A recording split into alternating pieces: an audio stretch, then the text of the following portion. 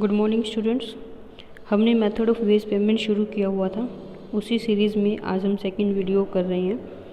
हम डिस्कस कर रहे हैं इंसेंटिव्स की मेथड के बारे में। इससे पहले हमने टाइम के बारे में पढ़ लिया था, फीस के बारे में पढ़ लिया था और इंसेंटिव स्कीम शुरू किया था जिसमें हम होलसेल प्रीमियम के बारे में पढ़ चुके थे। अब हम डिस्कस करेंगे होलसेल वेयर के बारे में। होलसेल वेयर क्या होता है? होलसेल प्रीमियम के सिमिलर ही होता है, बट डिफरेंस यहाँ बोनस को लेकर होता है। होलसेल वेयर में जो बोनस शेयर है 1:2 की रेशो में जाता है, जबकि प्रीमियम में वो 50% था। That was 50% goes to the labour, 50% was going to the employer. But where क्या कहता है कि लेबर को शेयर कम जाना चाहिए, तो 1/3 शेयर वो लेबर को जाएगा और बैलेंस जो 2/3 शेयर बचेगा वो कहाँ जाएगा? एम्प्लॉयर के पास जाएगा। होलसेल वेयर में अगर हम वेजेस कंप्यूटेशन की बात करते हैं तो बिल्कुल प्रीमियम की तरह ही होती है। जैसे हमने वहाँ किया था, टोटल वेजेस कंप्यूट की थी, टाइम रेट प्लस बोनस किया था, बोनस टू लेबर था, बोनस लेबर की परसेंटेज इनटू टोटल बोनस किया था। Total bonus was time saved into hourly rate था कि जितना टाइम सेव किया उसको रेट से मल्टीप्लाई किया था। टाइम सेव था standard time minus actual time, that is actual production करने के लिए स्टैंडर्ड कितना टाइम होना चाहिए था और आपने वो काम कितने टाइम में किया। और standard time for actual production हमने कैसे निकाला था? Standard time divide by standard production into actual production करके निकाला था। और इसी प्रोसेस को फॉलो करते हुए हम एक मेथड्स के थ्रू समझते हैं कि होलसेल वेयर स्कीम में हम कैसे निकालेंगे। देखिए, स्टैंडर्ड टाइम 8 आवर्स है, standard output is 8 units, that is 8 घंटे में 8 यूनिट बनाई जानी चाहिए, 1 यूनिट में 1 घंटा। ओके। एक लेबर है ए जो 12 यूनिट्स प्रोड्यूस करता है इन 8 hours, that is 8 our is the actual time taken. Actual work कितना है? 12 आवर्स। तो 12 यूनिट के लिए कितना स्टैंडर्ड टाइम होना चाहिए? कैसे निकालेंगे? 8 डिवाइड बाई 8 करके इंटू 12 करके, दैट इज़ 12 आवर। 8 हॉर्स में 8 यूनिट, तो 12 यूनिट्स कितने हॉर्स में होनी चाहिए थी? स्टैंडर्ड के हिसाब से 12 हॉर्स में होनी चाहिए थी। लेकिन एक्चुअली उन्होंने कितने में काम किया? 8 हॉर्स में। तो टाइम सेव्ड कितना हो गया अपना? 4 हॉर्स हो गया। Now the total bonus that is time saved into rate, तो 4 × 5 that is 20। Bonus to labour is 20, that is the total bonus. Total bonus का 1/3 करेंगे, 6.67, that will be bonus to the labour. Total wages will be time guaranteed, that is 8 hour into 5 plus bonus is 6.67, तो total wages कितना हो जाएगा? 46.67। Next हम discuss करेंगे Rowan के बारे में, Rowan premium scheme. It's also an incentive scheme. इसमें भी क्या होता है? टाइम वेज तो मिलती है प्लस बोनस भी मिलता है। ये भी होलसेल प्रीमियम के सिमिलर है। यहाँ पे भी मेन डिफरेंस किसको लेकर है? बोनस शेयर को। यहाँ पे कोई 50% या 1/3 नहीं होता है। यहाँ बोनस इस तरह से निकालते हैं, time saved divide by standard time for actual production. Okay, for example time save is 4, standard time for actual production is 12, तो here bonus share will be 4/12। तो remaining 1 - 4/12 that is 8/12 will goes to the employer. इसको भी हम एक example के through study करते हैं। हम वही एग्जाम्पल ले रहे हैं, बोनस टू लेबर को हम यहाँ से कट कर देते हैं। स्टैंडर्ड टाइम है 8 hour, standard unit is 8, actual output is 12, actual time is 8 hours. Now the actual time is 8, standard time for actual production जैसे हमने पहले कैलकुलेट किया था, 8/8 × 12 that is 12 hours. Time saved is 12 - 8 that is 4 hours. Bonus rate is time saved divide by standard time for actual production that is 4/12। Total bonus will be time saved is 4 hour, hourly rate is 5, तो 4 × 5 that is 20। Bonus to labour is 20 का 4/12 that is 6.67 and total wages will be equal to time that is 8 × 5 plus 6.67 that is 46.67। Next है अपना joint task bonus scheme. Joint task bonus scheme क्या कहती है? आप employees को उनकी efficiency के हिसाब से 3 कैटेगरी में डिवाइड किया जाता है। वो स्टैंडर्ड से कम काम कर रहा है, स्टैंडर्ड के इक्वल काम कर रहा है या स्टैंडर्ड से ज़्यादा काम कर रहा है। अगर वो स्टैंडर्ड से कम काम कर रहा है तो कोई बोनस नहीं दिया जाएगा। रिमेंबर, जॉइंट टास्क बोनस क्या कहता है कि अगर स्टैंडर्ड से कम है तो कोई बोनस नहीं होगा, सिर्फ गारंटीड टाइम रेट मिलेगा।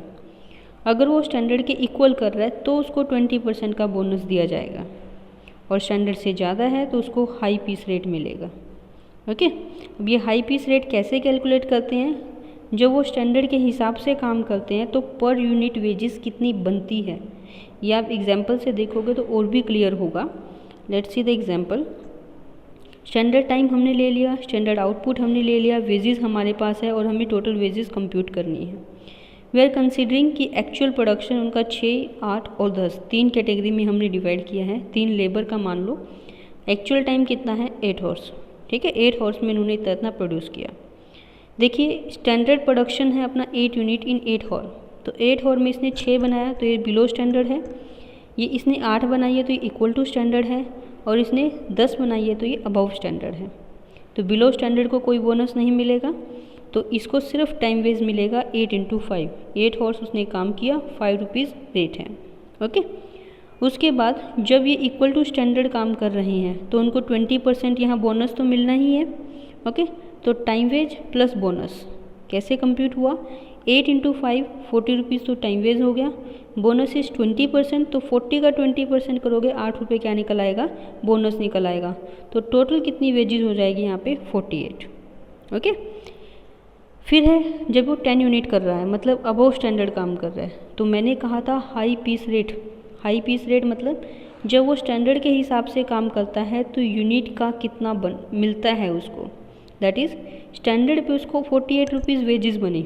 स्टैंडर्ड टाइम इज़ 8 हॉर, तो यहाँ पे यूनिट कितनी है? 8 यूनिट। दैट्स मीन 8 यूनिट के लिए 48 रुपीज़ मिलते हैं, तो पर यूनिट कितना वेजेस मिलेगा? 48 डिवाइड बाई 8 करके, that is 6 rupees per unit. Okay, तो ये 6 rupees per unit, this is the high piece rate. तो जब वो स्टैंडर्ड से ज़्यादा काम करेगा तो उसे टाइम के हिसाब से नहीं, उसे इस यूनिट के हिसाब से मजदूरी मिलेगी, दैट इज़ 6 × 10, तो 60 रुपीज़ यहाँ पे क्या बनेगी? उसकी वेजेस बनेगी। नेक्स्ट है अपना अमर्सन एफिशिएंसी प्लान। अमर्सन एफिशिएंसी प्लान क्या कहता है कि ये थोड़ा सा लिबरल है बोनस को लेकर। ये कहता है कि अगर स्टैंडर्ड से कम होता है तो भी प्रीमियम या बोनस मिलेगा, लेकिन एक प्रीमियम टेबल के हिसाब से मिलेगा। वहाँ पे रेट क्या होती है? कम।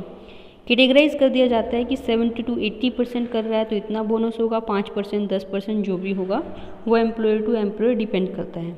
लेकिन अगर आप इससे कम एफिशिएंसी पे काम कर रहे हो, 66 and 2/3% से कम कर रहे हो, यहाँ पे एफिशिएंसी या कैपेसिटी निकाली जाएगी।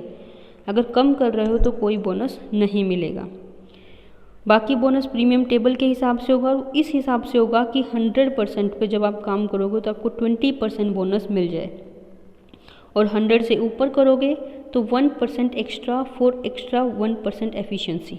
That is if you are working 122%, 100 से ऊपर है तो 100 का 20% था और एक्स्ट्रा कितना हुआ? 22, तो टोटल कितना हो गया आपका? 42%। तो 100 से ऊपर 122% पे कितना बोनस मिलेगा? 42% मिलेगा। Now considering the example, actual production को हमने 4 लेबर ली है, एक बना रहा है 5 यूनिट, एक 7 यूनिट, एक 8 यूनिट और एक 10 यूनिट। अवर स्टैंडर्ड इज़ 8, तो ये दोनों बिलो स्टैंडर्ड हैं, this is equal to standard और this is above standard. Emerson efficiency में सबसे पहले आपको कैपेसिटी कंप्यूट करनी पड़ेगी। कैपेसिटी दैट इज़ कितना काम किया, कितने % काम किया। तो उन्होंने 5 यूनिट बनाई है, स्टैंडर्ड है उनका 8, तो 5/8 × 100। इसी तरह इन्होंने 7 यूनिट बनाई है, स्टैंडर्ड है 8, तो 7/8 × 100, 8/8 × 100 और 10/8 × 100, तो 62.5% कैपेसिटी है। 87.5% कैपेसिटी है, यहाँ 100 है और ये हो गया 125%। सी यहाँ पे इन्होंने कहा था this is the lower limit 66 and 2/3, इससे कम है तो कोई बोनस नहीं है। तो ये इन्होंने कम पे काम किया तो इनको कोई बोनस नहीं मिलेगा।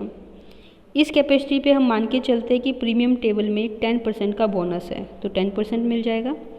100% अगर कैपेसिटी है तो हमने कहा था स्टैंडर्ड के इक्वल है तो 20% है ना, तो यहाँ इनको 20% बोनस मिलेगा। और ये 100 से ज़्यादा है तो 1% एक्स्ट्रा फॉर एक्स्ट्रा 1%, ठीक है ना। तो 100 से 25 एक्स्ट्रा है तो 20 + 25 यहाँ पे 45% बोनस मिल जाएगा। Now computing the time wage, सबको टाइम गारंटेड तो मिलेगा ही मिलेगा क्योंकि सबने 8-8 घंटे काम किया, 3 रुपीज़ पर हॉर रेट है तो 24 मिल जाएगा। नाउ कंप्यूटिंग बोनस, यहाँ इनको बोनस कितना मिलेगा, 0% है तो 0 बोनस, 24 का 10% करें तो 2.4 हो जाएगा, 24 का 20% करें तो 4.8 होगा, और 24 का 45% करेंगे तो 10 रुपीज़ 80 पैसे इनको बोनस मिलेगा। Now the total wages that is time wage plus bonus, इनको टोटल कर दो, 24 प्लस 2.4 दैट इज़ 26.4, 28.8 और 34.8 दैट इज़ 24 प्लस 10.8। ये आपकी टोटल वेजेस निकल आई।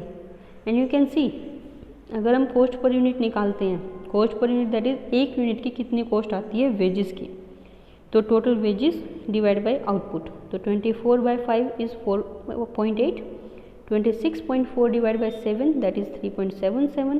Same here you can calculate, and you can see as with the increasing production, even here you are giving incentives also, but your cost per unit is decreasing. That is the benefit of incentive and increasing efficiency. Next हम discuss करेंगे बिडॉक scheme के बारे में। बिडॉक्स मतलब B, तो इन्होंने क्या कहा था, ना हम एक्चुअल आउटपुट ना एक्चुअल प्रोडक्शन को डायरेक्ट देखते हैं। ये क्या कहते हैं कि चाहे प्रोडक्शन हो चाहे टाइम के हिसाब से हो, आपको उन्हें बी पॉइंट में कन्वर्ट करना पड़ेगा, और बी पॉइंट के हिसाब से ही वेजेस कंप्यूट होएगी।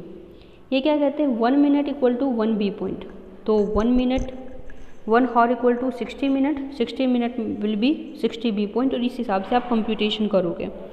और यहाँ बोनस तभी पेमेंट होगा जब आप अबव स्टैंडर्ड काम करोगे। स्टैंडर्ड या स्टैंडर्ड से कम काम करेंगे तो कोई बोनस नहीं मिलेगा, स्टैंडर्ड से अबव बी पॉइंट होंगे तो ही बोनस मिलेगा। वेजेस अगेन वही रहेगा, टाइम के हिसाब से प्लस बोनस हम करेंगे। इसको हम एग्जांपल से देखते हैं। हमारे पास अगेन 4 लेबर हैं जिनका हमें एक्चुअल प्रोडक्शन दिया हुआ है, स्टैंडर्ड टाइम 8 है और स्टैंडर्ड रेट है 3।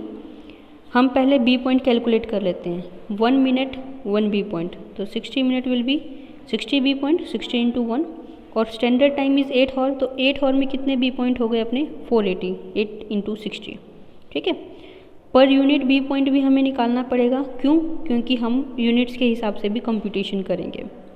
देखिए this is the standard B point 8 hours के, तो 8 हॉर्स में यूनिट कितनी है 8, तो 480 डिवाइड बाई 8 कर दोगे तो 60 B point per unit compute हो जाएगा आपका, ठीक है ना, स्टैंडर्ड। अब हम देखते हैं कि एक्चुअल बी पॉइंट कितनी है, that is standard B point is 60, 5 unit किया तो 300, 60 इंटू 7 420, 60 इंटू 8 480, 60 इंटू 10 600। अब देखो स्टैंडर्ड बी पॉइंट इज़ 480, तो इनका कम है कोई बोनस नहीं, इनका 480 से कम है तो कोई बोनस नहीं, 480 के इक्वल है, इवन स्टैंडर्ड के इक्वल है तो भी यहाँ कोई बोनस नहीं मिलेगा, और इनका स्टैंडर्ड से ज़्यादा है तो इनको 75% बोनस मिलेगा। यहाँ बोनस की रेट 75% रहती है, मतलब लेबर को अच्छा बोनस दिया जाता है, ओनली 25% एम्प्लॉयर के पास रहता है। टाइम वेज की हम बात करें तो 24, 24, 24, 24, 8 इंटू 3 के हिसाब से, जैसे हम अभी तक एग्जाम्पल्स में करते आए हैं। Total bonus, since bonus rate is 0 तो बोनस विल बी टोटल 0, और यहाँ टोटल बोनस कैसे निकलेगा, 24 divide by standard B point is 480 into extra B point कितना किया इन्होंने 600 माइनस 480 दैट इज़ 120, तो टोटल बोनस इज 6, और bonus to labour is 75% as we have discussed here, तो 6 इंटू 75 दैट विल बी 4.5, ठीक है। तो total wages is bonus plus wages 24 plus 4 0, 24 plus 0, 24 plus 4.5 that is 828.5. Again you can compute cost per unit, that is total wages divided by actual production. Same here you can notice कि आप क्या कर रहे हैं, cost per unit आपकी decline हो रही है with the increasing production. Okay, next है आपका ग्रुप सिस्टम। अभी तक जो हमने पढ़ा था वो इंडिविजुअल इंसेंटिव स्कीम थी, मतलब इंडिविजुअल लेवल पर आप कैसे करते हैं। ग्रुप सिस्टम में क्या रहेगा कि जब आपका काम ग्रुप में हो रहा होता है, इंडिविजुअल पॉसिबल नहीं होता, लाइक कोई मैच खेलते हैं क्रिकेट का तो हम ग्रुप में काम करते हैं, तो वहाँ पे पूरे ग्रुप को इकट्ठा इंसेंटिव दिया जाता है, वो ग्रुप सिस्टम और बोनस पेमेंट कहलाता है। ये ग्रुप इंसेंटिव के लिए होता है और टीम वर्क को ये क्या करता है, प्रमोट करता है। अगर हम मेथड्स की बात करें तो देयर आर 2 मेथड्स, एक रहता है अपना प्रीस्टमैन आउटपुट बोनस मेथड, एक है कॉस्ट बोनस स्कीम। प्रीस्टमैन आउटपुट क्या कहता है कि ग्रुप एफर्ट से जितना प्रोडक्शन बढ़ेगा उतना ही % बोनस होगा। दैट इज़ अगर प्रोडक्शन 8% बढ़ा है तो बोनस भी कितना हो जाएगा, 8% ही होगा। कॉस्ट बोनस स्कीम क्या कहती है, इसमें कॉस्ट पे फोकस है। अगर आपने कॉस्ट को कम कर दिया, कॉस्ट मतलब स्टैंडर्ड कॉस्ट को कम कर दिया, तो आपको बोनस मिलेगा। मतलब यहाँ बोनस तभी होगा जब एक्चुअल कॉस्ट स्टैंडर्ड कॉस्ट से कम आती है, वरना बोनस नहीं होगा। नेक्स्ट अदर में अगर हम बात करें, इसको हम ऐसे ही देख लेते हैं। अदर में आपका क्या हो सकता है, मॉनेटरी भी हो सकता है और नॉन मॉनेटरी भी हो सकता है। मॉनेटरी के अंदर आप उनको दे सकते हो, पार्टनरशिप कंपनी के अंदर हिस्सा दे सकते हो, शेयर्स वगैरह के थ्रू उनको हिस्सा दे सकते हो, तो वो कंपनी को अपना समझेंगे और मोटिवेट होंगे अच्छा काम करने के लिए। और you can give them share in profits, कि कंपनी में प्रॉफिट्स हो रहे हैं तो उनको 1, 2, 4, 5, 10% जो भी आप उनको हिस्सा दे दोगे तो दे विल कंसीडर कि कंपनी हमें अपना मान रही है, तो हमें इसको ग्रो करने के लिए करना है, क्योंकि इनके प्रॉफिट्स में हमारा भी हिस्सा होगा। नॉन मॉनेटरी में क्या रहेगा, उनको हम पैसा नहीं देते हैं बल्कि फैसिलिटीज़ देते हैं। लाइक आपने उनको हाउसिंग फैसिलिटी दे दी, आपने उनको मेडिकल फैसिलिटी दे दी, एजुकेशन फैसिलिटी दे दी, या कोई और फैसिलिटी जो मॉनेटरी टर्म में नहीं है, वो यहाँ पे आएगी। उसके बाद thank you so much, hope so आप लोगों को समझ आ गया होगा।